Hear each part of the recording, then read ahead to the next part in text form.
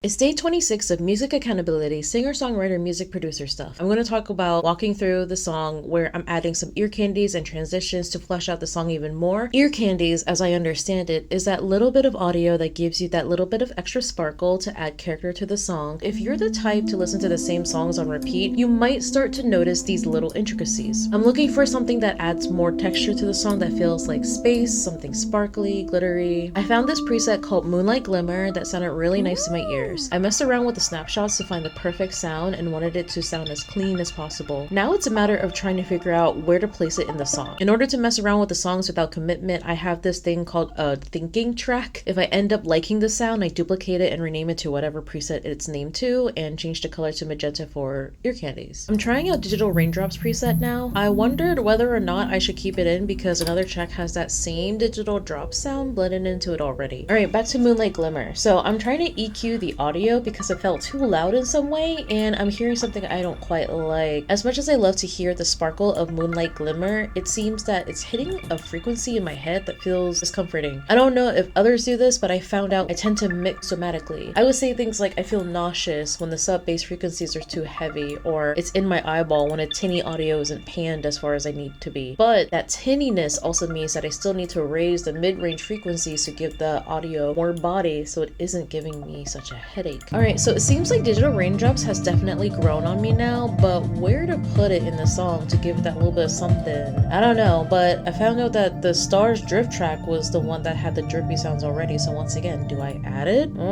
We are definitely skipping over this part, no one needs to hear that yet.